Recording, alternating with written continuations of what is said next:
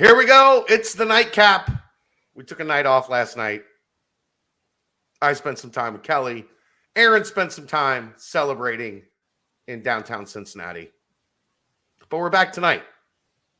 And I'm glad we waited because, let's be honest, I didn't think there was a whole lot to talk about on this nightcap when we first texted a couple hours ago. Mm-hmm. Now we got something to talk about. Mm-hmm. First, we'll talk about Galactic Fried Chicken. GalacticFriedChicken.com. Download the app for Android, iPhone, everything Galactic. Get your ass to Galactic Fried Chicken in Dayton, Kentucky. Tell them pump it up. Save 15% off. I am, again, blown away by the response to Galactic Fried Chicken. You guys have stepped up. I got it again yesterday. People going to Galactic for the AFC champion or the AFC divisional round, having Galactic kind of cater or provide the food for whatever was going on at their house with people over. I was blown up with comments afterwards about how good it was. Taylor went. Edits by Taylor. Taylor was there. Everybody loves Galactic Fried Chicken. Yep. So it's our most successful advertisement yet. Mainly because Galactic Fried Chicken's good shit. That's not that all our other sponsors aren't good shit, but you guys have really bought into this one. So thank you, and make it happen. If you haven't done it yet, put it on your list. Not a ton this weekend, Aaron. I guess the biggest news of the weekend is Caden Green on an unofficial visit yesterday. I was told by a couple people that saw Caden on campus, that's what elite offensive linemen look like in high school. That's a big boy. It's a big boy. And not just he's a big boy in the right places. Broad shoulders, big hips, moves well, good hands, good feet. We'll see. From everything I'm hearing initially, the visit went really well. I'm sure Mick is doing his damnedest to catch up with them. I would guess they would have liked him to come in next weekend when they're having the junior day, when everybody's going to be on campus. But he's going to Alabama and Georgia the next 2 weekends. So kind of a big deal. You take the audience you can get. But it sounds like everything went well, so we'll see. That's a whole different dynamic now if those are the type of kids that are showing up in January to come check out your campus. That's that's changing the equation, if you will. What's he actually listed at? I haven't even looked. He's listed at 6'5", 310. Looks every bit of it. Well, yeah, that's not a kid that's being undersold. Like he's really 6'3", 295. That does not look like a kid that's 6'3", 290. Like he's looks like a very, very large human. So we'll see how it goes. A lot coming this week. I think we'll get a coaching announcement or two on new hires. I do think there's some stuff that's probably going to play out into the following week as the end of the month hits, and that kind of signifies people's jobs being done at other places, contracts being done, whatnot, what have you. Read into that what you will. But mostly, everything I've put on the board is happening. It's just a matter of when those announcements are going to happen. I think we might get something this week. Next week, I think we'll definitely have all of that information. So stay tuned for that. Forward to it. Stay tuned for that. And we're 5 weeks from the start of spring football, 6 weeks from the start of spring football. Yikes. I'm working on the defensive two deep. That has been a bit of a chore with all of the shifting and adjustments on the defensive side of the ball. I want to make sure we get that right. So it's taken a little longer than anticipated. Things on offense were mostly calm. So the defensive side is going to take a touch longer, but It's coming. Oh, by the way, big weekend in Cincinnati. Might as well wear a championship level T-shirt. There you go. Ooh, I got mine. Wearing it tomorrow. It's comfy, isn't it? I haven't put it on yet. Well, you felt it, didn't you? You took it out of the package. I did immediately. It's soft. It's the material, the fabric, everything about it is so good. The girls are very excited to get theirs.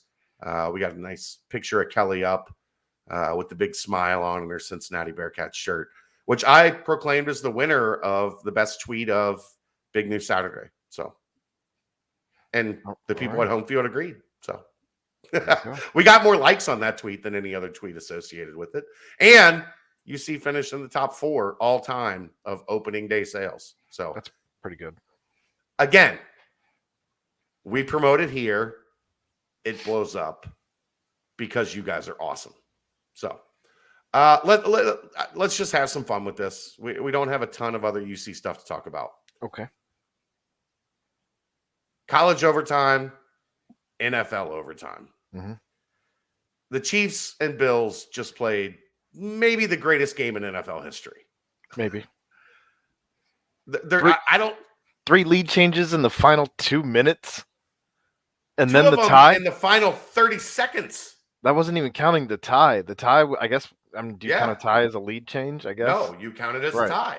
So yes, three lead changes in the final 2 minutes, and then the tie. And a tie and overtime. Right. Everybody's up in arms about the Bills not getting the ball back in overtime. Okay. Look, would I be upset if the NFL rules were if you score a touchdown, the other team gets the ball and gets a chance to score a touchdown, and if they don't, the game's over? No. But when did we just stop giving a shit about defense? Is my take. It's the NFL. These are the best players in the world. It was the number 1 defense in the NFL. That number 1 in points scored against, number 1 in yards, number 1 in third down. Everything. They not only gave up 44 yards in 9 seconds for the game-tying field goal. Absolutely insane. So, if you don't know how my family dynamic is situated right now, this is forever going to be the year that Kelsey got into sports. Really got into sports. Okay. And as I've said for a long time, she has deemed from the time I told her who she was named after, that she was not named after Jason. She was named after Travis. Okay. Because Travis is the cute one. Sure. Now that she's really getting into sports, she is a bananas Chiefs fan. My house was pandemonium tonight. I can only imagine. From the ups and the emotional roller coaster and the loops and swings and swirls of that game. But when it comes down to it, get a stop. Yeah. This is professional football. Right. Don't let them march straight down the field on your ass and score a touchdown as easy as humanly possible and then claim our quarterback didn't get the chance. He would have had a chance. All you have to do is hold him out of the end zone to a field goal. It's not the first time that this has happened either. I mean, the Patriots did it in 2019. I think that was the most recent time, if I'm not mistaken. So it's not like this is new. Do I love that there are 2 different sets of rules between the regular season and the postseason in the NFL? I don't love that because I think ties are the dumbest thing. Ties are the dumbest thing in the world. Football's the most physically draining sport on the planet. You don't need to be out there for an infinite number of minutes smashing. What's the saying? Every play in the NFL is a car crash. Well, ties got you the Pittsburgh Steelers backing into the playoffs as maybe the worst playoff team ever. I also don't love college football overtime rules currently, as they We saw 9 overtimes in that Penn State game earlier. Well, yeah, that's dumber than shit too. That was absolutely awful. After 2 overtimes, it comes down to 2-point conversions. Now, I will say, from like the 7-yard line, give me Pat Mahomes and Josh Allen in a 2-point conversion competition. Let's fucking go. Let's go. I don't know who comes out ahead in that one. There's a moment after the game that was a little bit like of a come to Jesus moment. And it was like, oh, these two are going to be in the way of the Bengals and Joe Burrow every year that Joe Burrow exists in the NFL. Yes. That doesn't make you feel great. Because those two are dudes. Well, it's going to set up for some fantastic AFC matchups over the course of the next decade or so. Oh, the playoffs over the next decade in the AFC are going to be, and that's not even including Lamar Jackson. Well, yeah. Justin Herbert, Herbert, Hebert, however you fucking pronounce his name. And then like even Mac Jones or like whatever comes next, whoever's drafted into the AFC from here on out, you're going to have to get through. Like it's a gauntlet. We're talking there's 7 playoff spots. Well, at some point, does Trevor Lawrence emerge as a dude? We'll see. That's another one like that. Yeah. You're talking 5-6 playoff spots every year are going to be penciled in. Mm-hmm. Now injuries and whatever are going to, change that. But that wasn't a great realization tonight. I don't know. I can't wait to see next week. Next week should be a fantastic matchup. But the overtime rules in the NFL, like people want the college overtime rules in the NFL. Here's what I'd be good with. Okay. Start at your own 35. Everybody gets a shot from their own 35. Okay. Because you're at that point 30 yards from a field goal. Okay. What I hate about and it's fair for college because college kickers are college kickers, right? Mm. So like starting at your own 25 is a 42-yard field goal. Yeah.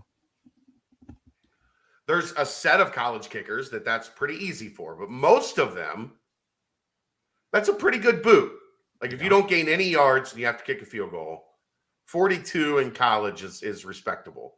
Sure. I want in the NFL, if we're going to do this like college overtime type thing, the 50 doesn't work for me because one completion and you're in field goal range. Right. You got to go get 30. Go get 30 to get in field goal range. Unless you're the Bengals. Then you just got to get like 20. Shooter McPherson. Love it. But that's like, I don't know. I don't mind it in the NFL. Stop somebody. You're professionals. Yeah. Your defense is making just as much money as your offense. Yeah. Go out there and make a play. Just one. Okay. Like, make a play. You get an interception. You get a fumble. Now, guess what? You've got the edge. Right. Because now all you have to do is kick a field goal and the game's over. Well, I don't mind it. I'm not offended by the NFL playoff rules. It's. I mean, everybody wants fair. It's not fair, so it is what it is. I don't know. I mean, I'm with you. I think the number one defense should be able to stop somebody. If you're the number one defense and you can't make a stop at all, like not even they didn't make one stop, not one. And it was a carryover from the end of the game where they could not stop. Not one. So they score and they go up with a minute left. And Kelsey is like screaming, like the people are in our neighborhood in this subdivision that we just moved into. If they live outside our house, hate us. Because she's loud. Like she's screaming at the top of her lungs. And then like, kind of as like she's in celebration mode. She gets a bowl of Fruity Pebbles. She plops down in my chair in my office, starts eating her Fruity Pebbles to watch Kansas City win the game. Yeah. and Buffalo straight down the field scores a touchdown with 13 seconds left, and she's like, Dad, we can still get a field goal with 13 seconds left. And I was like, sure enough. It's not likely, but it's Mahomes. Well, the kicker I'm not ruling it out. But the kicker had missed a field goal and an extra point. Right. I'm not ruling it out, Kels, but they're gonna have to do some work to get in field goal range from here. Kelsey made that catch down the seam, and she is freak. How far is this field goal, Dad? Can he make it? Does he have that leg? 48? Can he go from 48? Are we going to overtime? Dad. And then her bedtime is 10 o'clock, and Travis caught the touchdown at 9:59. So her heart rate's everywhere. I was like, okay, go to bed. Time's up. Oh, man. Well, 16 minutes in. Yeah, let's get out of here. Yep. I don't mind the rules, is what I'm saying. I don't love them. Would I have written them that way if I wrote the rules? No. Probably not, but like, go get a stop. When did we just stop caring about defense in the NFL for a team that's the number one fucking defense? The rules are kind of geared that way too against defenses, especially in the NFL. But I know that's a story for a different day. Would it have been fun to watch Josh Allen go out there and try again? Yes. Yeah, sure. I would love for that game to have gone on forever. But the rules say that, I guess here's my thing.